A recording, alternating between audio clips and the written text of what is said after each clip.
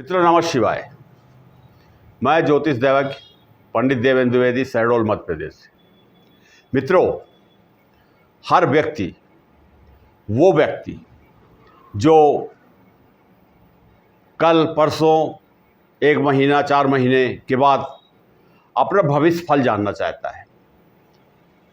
आने वाला समय कैसे होगा। अनेक विधियां हैं, राशि फल जानने के लिए अनेक विधियां हैं। और आपसे मैं आग्रहपूर्वक कहूँगा कि किसी एक कुंडली को लेकर के हम किसी निर्णय पर नहीं पहुँच पाते हैं। पहली कुंडली हमारी होती है जन्म कुंडली, जो जन्म समय बन जाती है, निर्मित हो जाती है। उसी के साथ साथ शेष कुंडली भी निर्मित हो जाती है। शेष चंद्र कुंडली बचती है, जो गोचर पर आधारित है। ग्रहों का गोचर चलते रहता है और एक निश्चित समय तक कोई भी ग्रह किसी राशि में गोचर करके और दूसरी राशि में चला जाता है, राशि परिवर्तन कर लेता है। सबसे पहले मैं जन्म कुंडली की बात करूंगा। आज मेरा विषय जो है राहु को लेकर के है, पर इसके पहले मैं चंद्र कुंडली की बात, लग्न कुंडली की बात करूंगा। लग्न कुंडली हमारी मुख्य कुंडली है, प्रथम कुंडली है। लग्न कुंडली के पश्चात ही हम किसी अन्य कुंडली का विश्लेषण कर पाते हैं। लग्न कुंडली में महादशा, अंतर्दशा, प्रत्यंतर दशा, सूक्ष्म दशा, प्राण दशा ये चलते रहते हैं, जो स्थायी रूप से हमारे जीवन को प्रभावित करते हैं। हम प्रभावित होते हैं। और गोचर कुंडली जो होती है ये अस्थायी है। जैसे बुध किसी राशि पर गोचर कर रहे हैं और राशि परिवर्तन हुआ तो 22 दिन में राशि परिवर्तन हो गया। इसी प्रकार शुक्र 25 दिन, शनि 30 महीना, गुरु 1 वर्ष, राहु केतु 18 महीना। तो राहु केतु गुरु और शनि ये 4 ग्रह जो हैं ये एक लंबे समय तक एक राशि पर गोचर करते हैं। पर कुछ ग्रह जो है वो कुछ दिन के लिए आते हैं और राशि परिवर्तन कर जाते हैं। इसी के आधार पर हम लोग राशिफल का विश्लेषण करते हैं। तो सबसे पहले तो हमें जन्म कुंडली अपनी देखनी चाहिए। उसमें जो महादशा, अंतर्दशा चल रही है उसके विषय में जानकारी होनी चाहिए, क्योंकि उसका फल जो है स्थायी रूप से होता है। इसके पश्चात अष्टकवर कुंडली, जहाँ बिंदुओं से हम, पॉइंट से हम ये देखते हैं कि कौन सा ग्रह किस राशि पर किस भाव में गोचर कर रहा है। उसके आधार पर हम ये अनुमान लगाते हैं, विश्लेषण करते हैं कि ये कितना अच्छा फल देगा या नहीं देगा, यह समस्या उत्पन्न करेगा। तो जन्म कुंडली, चंद्र कुंडली, अष्टकवर कुंडली, नवमांश कुंडली और भिन्नाष्टक कुंडली, ये 4-5 कुंडली जो हैं इनको देखे बिना हम किसी अंतिम निर्णय पर नहीं पहुंच पाते हैं। आज चंद्र राशि पर आधारित ये विश्लेषण है। मीन राशि की कुंडली है। मीन राशि के जातक काफ़ी समय से परेशान हैं। 29 मार्च 2025 के पहले प्रथम चरण समाप्त हुआ। 29 मार्च 2025 को शनिदेव मीन राशि में दूसरे चरण में प्रवेश किए। अभी गोचर चल रहा है। शनि अभी 138 दिन तक वक्री हैं। इसके पश्चात जब शनि वहाँ जाते हैं मीन राशि में, तो राहुदेव वहाँ से पहले से बैठे हुए हैं। तो शनि जब वहाँ पहुँच जाते हैं तो ये पिशाच योग बन गया, श्रापित दोष बन गया। तो 50 दिन की जो समय था वो और समस्या लेकर के आ गया। और 14 मई 2025 को गुरुदेव बृहस्पति, देवताओं के गुरु, राशि परिवर्तन करते हैं। वृषभ राशि से मिथुन राशि में आते हैं। मीन राशि के जातकों की कुंडली में चौथे भाव में आते हैं। तो शनि की दृष्टि वहाँ से हट जाती है। शनि गुरु थोड़ा सा राहत महसूस करते हैं।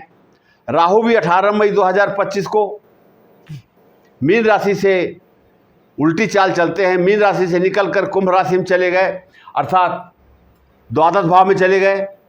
शनि स्वतंत्र हुए, राहु स्वतंत्र हुए, गुरु स्वतंत्र हुए। गुरु को लेकर के मैं कई वीडियो आपको समर्पित किया हूँ। जब गुरु स्वतंत्र हुए उसमें भी एक पॉइंट था कि गुरु आर्द्रा नक्षत्र में चल रहे थे और आर्द्रा नक्षत्र में चलने के कारण गुरु सहज रूप से अपना प्रभाव नहीं दे पा रहे थे। पर 13 अगस्त 2025 को गुरु भी नक्षत्र परिवर्तन करते हैं और गुरु नक्षत्र परिवर्तन करके आर्द्रा नक्षत्र से अपने ही नक्षत्र पुनर्वसु नक्षत्र में प्रवेश कर जाते हैं। इसका पूर्ण वीडियो मैं बना के आपको दे चुका हूं, आप देखे भी होंगे। अब बात करते हैं राहु की। राहु और केतु ये दोनों ग्रह जो हैं छाया ग्रह हैं, इनका कोई पिंड नहीं है, ये छाया ग्रह हैं। पर राहु एक विचित्र ग्रह है, समझ में नहीं आता राहु क्या करवाने वाला है, क्या करने वाला है। और जब राहु की महादशा, अंतरदशा या गोचर में जब राहु आते हैं तो अपना परिणाम देते हैं, सुफल भी देते हैं, अशुभ फल भी देते हैं। मीन राशि के जातकों के द्वादश भाव में राहु का गोचर हो रहा है। 18 मई 2025 से यह गोचर चालू होता है, 18 महीना चलेगा। मित्रों, राहु अभी गोचर तो कर रहे थे, पर आपको यह भी पता है कि 30 डिग्री की एक राशि होती है और 30 डिग्री को पूर्ण करने के पश्चात ही कोई ग्रह जो है दूसरे राशि में प्रवेश करता है। राहु की उल्टी चाल चलती है। बाकी ग्रहों को हम 1 से शुरू करते हैं, अंश देखना, उनका डिग्री देखना, और राहु को हम 30 से शुरू करते हैं। तो राहु अभी अंश बल के अनुसार कमजोर स्थिति में थे, बहुत ही कमजोर स्थिति में, ये कहा जाए मृत अवस्था में थे। तो 30 से लेकर के 24 डिग्री तक ये जो 6 डिग्री की यात्रा है ये 25% की होती है। और जब मई में गुरु राहु राशि परिवर्तन करके गोचर शुरू करते हैं तो मई 18 के बाद जून, जुलाई, अगस्त तक मान लेते हैं, ये कमज़ोर अवस्था में थे। अब 6 डिग्री की यात्रा राहु की पूरी हो गई है और 6 डिग्री से ले 6 डिग्री 30 से 24 तक, अब 24 से 18 डिग्री ये 50% शुभ या अशुभ, 18 से 12 डिग्री 100%, अब 12 से 6 50 और 6 से 1 0 25। कहने का तात्पर्य कि राहु अब कुछ बली हुए। मीन राशि के जातकों के जीवन में राहु का प्रवेश हो गया। राहु अब फल देने के लिए तैयार हैं और धीरे धीरे धीरे धीरे जैसे जैसे डिग्री बढ़ती जाएगी, अंश बल बढ़ता जाएगा, राहु का फल भी देखने को प्राप्त होगा। और जब ये राहु 18 से 12 के बीच में रहेंगे, वो 5-6 महीना, तो अत्यंत लाभ देने वाले हैं। मीन राशि के जातकों के द्वादश भाव में राहु बैठे हुए हैं। ये व्यय का भाव है, खर्चों का भाव है। खर्च क्या है? यहाँ पर अनायास खर्च, कोर्ट कचहरी में खर्च हो जाना, दवाइयों में खर्च हो जाना, स्वास्थ्य ठीक न रहना। अब राहु यहाँ पर थोड़ा सा अच्छा परिणाम देंगे, विशेषकर जो अपने जन्म स्थान से हटकर अन्यत्र कहीं भी हटकर, मतलब 100-200 किलोमीटर दूर हटकर कोई व्यवसाय करते हैं, नौकरी करते हैं, ये राहु उनके लिए बहुत अच्छा परिणाम देगा। विदेश से जो लोग व्यापार करते हैं, आयात निर्यात, इंपोर्ट एक्सपोर्ट, उनको राहु जो अच्छा परिणाम देने वाले हैं, लाभ पहुंचाने वाले हैं। जो लोग विदेश जाना चाहते थे, मीन राशि के जातक, जो लोग विदेश जाना चाहते थे, वीज़ा नहीं मिल रहा था, वीज़ा नहीं बन रहा था, अब वो समस्या समाप्त होगी, विदेश जाने का योग बन जाएगा। इलेक्ट्रॉनिक मीडिया, उनको भी, उससे जुड़े लोग जो हैं उनको भी राहु देव अच्छा फल प्रदान करेंगे। कहने का तात्पर्य, राहु का जो ये गोचर हो रहा है मीन राशि के जातकों के लिए राहत भरा होगा। कभी सुख कभी दुख, ये तो जीवन का एक चक्र है, चलते रहता है। ग्रह भी अपना काम करते हैं। हम कभी जान जाते हैं कि कोई ग्रह हमें शुभ फल देने वाला है, शुभ फल देने वाला है, उसके अनुरूप हम कुछ कर लेते हैं, मंत्र जाप पूजा पाठ जो भी है हम कर लेते हैं। पर राहु को प्रसन्न करने के लिए अब जिन जातकों की जन्म कुंडली में राहु की महादशा भी चल रही है और संयोगवश राहु उनके द्वादश भाव में है, उनको बहुत ज़्यादा अच्छे परिणाम देखने को प्राप्त होंगे। कोई भी ग्रह दोनों प्रकार के फल देता है, अच्छा फल भी देता है और बुरे फल भी देते हैं। तो राहु यहाँ पर मीन राशि के जातकों के लिए बहुत ही अच्छा परिणाम देने वाले हैं। और राहु अच्छे हैं या बुरे हैं, पर मन में एक कल्पना होनी चाहिए कि राहु देव जब हमारे गोचर में आए, महादशा में आए, अंतरदशा में आए, तो हमें प्रभु अच्छा परिणाम मिले। ओम भम भैरवाय नमः, ओम भैरवनाथाय नमः, हनुमान चालीसा का पाठ, हनुमान जी की पूजा, भैरवनाथ की पूजा, ये करते रहना चाहिए। इससे सभी ग्रह जो है अनुकूल होते हैं, शांत होते हैं, अच्छे परिणाम देते हैं, संकट से मुक्ति देते हैं। ये तो राहु मायावी ग्रह है, अच्छे अच्छे लोगों की मति भ्रष्ट हो जाती है।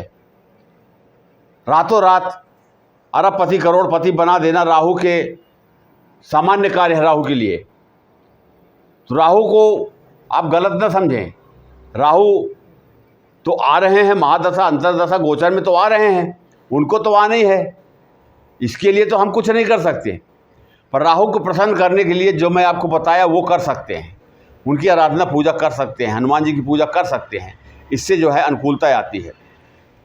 अब राहु की 3 दृष्टियां भी हैं, 5, 7 और 9। तो ये राहु जो है अपनी दृष्टि से उन भावों को भी प्रभावित करते हैं। अब यहाँ पर देखिए, राहु द्वादश भाव में, ये चौथा भाव, अच्छे से समझिएगा। कई ग्रह वर्तमान में कुछ समय के लिए, कई ग्रह वर्तमान में कुछ समय के लिए अच्छे फल दे रहे हैं। संकट दूर होगा, समस्याएं कम होंगी, जीवन में खुशियां आएंगी। पर उसके लिए ईश्वर को और ग्रहों को धन्यवाद देना ना भूलें। 5वीं दृष्टि गुरु की चौथे भाव में पड़ रही है। चौथा भाव जो है माता का भाव है। छोटे बच्चे जो छोटी क्लास में हैं, KG1 KG2, उनके लिए है। जन्म स्थान का भाव है। वाहन मकान अचल संपत्ति, इनका भाव है। गुरु की 5वीं दृष्टि यहाँ पड़ रही है चौथे भाव में। इस भाव के फल को भी राहु जो है प्रभावित करेंगे, अच्छा परिणाम देंगे। जो लोग ज़मीन खरीदना चाहते थे, नहीं खरीद पा रहे थे, ऐसा योग बनेगा कि ज़मीन ले पाएंगे। वाहन खरीदना चाहते थे, नहीं खरीद पा रहे थे, वाहन खरीद पाएंगे। मकान का काम शुरू था, किसी कारण से रुक गया, मकान बन पाएगा। ये राहु इस भाव के फल को अच्छा मजबूत करेंगे, शुभ फल देंगे। उसका कारण भी है कि राहु की दृष्टि मिथुन राशि चौथे भाव में पड़ रही है। चौथे भाव में गुरु गोचर कर रहे हैं। तो गुरु यहाँ पर लगभग 1 वर्ष का गोचर है। गुरु की लेकर के मैं कई वीडियो आपको प्रस्तुत किया हूँ। यहाँ पर गुरु की 9वीं दृष्टि राहु के ऊपर पड़ रही है। गुरु ने कह दिया कि मीन राशि के मीन राशि गुरु की ही राशि है, तो मीन राशि के जातकों को कष्ट नहीं होना चाहिए। तो जो राहु का अशुभ फल प्रदान होने वाला था, कुप्रभाव फल होने वाला था, वो अशुभ फल समाप्त हो गए या कम हो गए। तो राहु यहाँ अच्छे परिणाम देने के लिए विवश हो गए। तो गुरु की 9वीं दृष्टि पड़ रही है, अब यही राहु की 7वीं दृष्टि 6ठे भाव में पड़ रही है। यहाँ सूर्य केतु का ग्रहण योग चल रहा है, राहु की दृष्टि पड़ रही है, पर राहु अपना कार्य करेंगे, राहु देव अपना कार्य करेंगे। अब बली हो रहे हैं राहु। रोग शत्रु कर्जा नौकरी का भाव है। जो लोग लंबे समय से बीमार थे उनको राहत मिलेगी, शत्रुता कम होगी, समाप्त होगी। कहीं से ऋण लिया गया है, कर्ज लिया गया है, उसमें राहत मिलेगी, थोड़ा सा जीवन अच्छा होगा। ये 7वीं दृष्टि यहाँ पर। 9वीं दृष्टि गुरु की 8म भाव में पड़ रही है। 8म भाव तुला राशि है, शुक्राचार्य, दानवों के गुरु शुक्राचार्य की ये राशि है। तो राहु की दृष्टि जब यहाँ पड़ रही है, अच्छा परिणाम देंगे। ये आयु मृत्यु का भाव है, गड़े हुए धन का भाव है, खोजबीन का भाव है, जमीन में गड़े हुए धन का भाव है, सट्टा लॉटरी जुआ से अचानक धन प्राप्त हो सकता है। अब देखना यह होगा कि आपकी जन्म कुंडली में राहु की क्या स्थिति है, उसके बाद ही ये हम किसी परिणाम पर पहुंच पाते हैं। तो ये राहु का जो गोचर शुरू हुआ है 18 मई से, अब राहु बलवान हुए हैं और मीन राशि के जातकों के जीवन में खुशियां लेकर के आएंगे। और सबसे मेरे परामर्श है मेरा कि मीन राशि के जातक काफ़ी समस्या से उलझे हुए हैं, समस्याएं ख़त्म नहीं हो रही हैं, चाहे शनि की समस्या हो या राहु की समस्या हो, मंगल की समस्या हो, कोई भी समस्या है, आप हनुमान जी की पूजा अवश्य करें, हनुमान जी के मंत्रों का जाप करें, आपको आपके जीवन में अनुकूलता आएगी। जैसा मैंने शुरू में कहा कि पूर्ण जानकारी के लिए कब कौन सा ग्रह कितना देगा, जीवन में हम कितनी कमाई करेंगे, कितना धन अर्जन करेंगे, हम जीवन में कितना ग्रोथ करेंगे, आर्थिक उन्नति हमारी कितनी होगी, हमारा बचपन कैसा था, युवावस्था कैसा था, प्रौढ़ावस्था, वृद्धावस्था कैसे है होगी, वृद्धावस्था में हमारे पास धन होगा कि नहीं होगा, क्या हम किसी के आश्रित हो जाएंगे, पति की चलेगी या पत्नी चलेगी, दाम्पत्य जीवन कैसा होगा। इन सभी प्रश्नों का जो जवाब है, अनंत प्रश्न हैं, सैकड़ों प्रश्न हैं, उसका हम उत्तर जो है अष्टक वर्ग कुंडली से लेते हैं। अष्टक वर्ग कुंडली सेम होती है, जैसे मीन लग्न मीन राशि, वैसे अष्टक वर्ग में मीन राशि लग्न भाव में है। और अंतर ये होता है कि यहाँ पर कुछ अंक लिखे होते हैं, कुछ बिंदु लिखे होते हैं। यहाँ 35 लिखा हुआ है, यहाँ 30 लिखा हुआ है। ये बिंदु होते हैं 1 से 24 तक किसी काम के नहीं है, कमज़ोर अवस्था हो गई। 24 से 28 तक सामान्य अवस्था। 28 बिंदु से लेकर के ऊपर प्लस जितना चला जाए उतने अच्छा है। तो कोई ग्रह यहाँ पर जब हम देखते हैं तो अंश वाइज देखते हैं कि ग्रह कितना बली है या कमज़ोर है, ये देखते हैं। और दूसरा ये भाव बल है कि ये ग्रह किसी न किसी भाव में तो बैठते हैं, उस भाव का बल क्या है, उस भाव से हम क्या क्या प्राप्त कर सकते हैं, कितना प्राप्त कर सकते हैं। लेकिन लग्न कुंडली, चंद्र कुंडली, अष्टक वर्ग कुंडली 6, 8, 12 जो भाव अशुभ भाव होते हैं, तो इसमें भी अष्टक वर्ग में भी अशुभ भाव माने जाते हैं। अष्टक वर्ग कुंडली में 6, 8, 12 में बिंदु, अंक, पॉइंट्स, रेखाएं जो भी हम जिस भाषा में समझ लें, वो यहाँ पर 24, 22 से भी कम होना चाहिए। क्योंकि जैसे एक छठा भाव है या छठे भाव में रोग शत्रु कर्जा का भाव है, कौन ऐसा व्यक्ति होगा जो चाहेगा कि रोग शत्रु कर्जा से हम ग्रसित हो जाएं, समस्याएं हो जाएं, ऐसा कोई नहीं चाहेगा। तो यहाँ पर 22, 24 से कम अंक होने चाहिए, जिससे वो उस भाव का जो फल है वो प्रभावित ना हो, वो बढ़े ना। अगर बढ़ जाता है तो स्थितियां हो जाती हैं। हमारा भाग्य कितना साथ देगा, हम कर्म क्या करेंगे, हमारी आय कितनी होगी, हम व्यय कितना करेंगे, हमारा बैंक बैलेंस कितना होगा, हमारी इच्छाएं कितनी होंगी, हम कौन कौन से साधन उपलब्ध करा पाएंगे, दाम्पत्य जीवन हमारा कैसा होगा, रोग शत्रु कर्जा कैसा होगा, बच्चे हमारे कैसे होंगे, शेयर लॉटरी, विद्या बुद्धि संतान, इससे हमको कितना लाभ होगा। ये पूरी दोनों कुंडली का, तीनों कुंडली का, नवमांश कुंडली का, सबका जो विश्लेषण है हम यहाँ पर रुक जाते हैं और हम 100% ये बता पाते हैं, कोई भी ज्योतिषी 100% ये बता पाते हैं कि ये ग्रह कितना फल देगा या नहीं देगा, उसके लिए क्या करना चाहिए। मित्रों, आप भी अपनी जन्म कुंडली दिखाना चाहते हैं, ज्योतिषी परामर्श चाहते हैं, तो अपना नाम, जन्म तारीख, जन्म समय, जन्म स्थान दिए गए व्हाट्सएप नंबर में अपनी डिटेल्स मैसेज कर दीजिए और जैसे समय मिलेगा मैं आपसे बातें करूंगा। और अंतिम प्रार्थना है मेरी आपसे कि जो लोग फ़ोन लगाते हैं, फ़ोन लगाएं, उनका स्वागत है। फ़ोन नंबर दिया भी इसलिए जाता है, लेकिन अपनी समस्याओं को आप गोपनीय रखें। मैं पूरी कुंडली देखने के बाद जब किसी निर्णय पर पहुंच जाऊंगा तो मैं आपको स्वयं फ़ोन लगाऊंगा, आपसे बातें करूंगा और विश्लेषण के पश्चात मैं आपसे स्वयं पूछ लूँगा कि अब आप बताइए समस्या क्या है। तब तक हो सकता है आपकी समस्या के बारे में मैं आपसे बातें कर चुका हूँ। और इन्हीं शब्दों के साथ मैं अपनी वाणी को विराम देता हूँ। नमः शिवाय।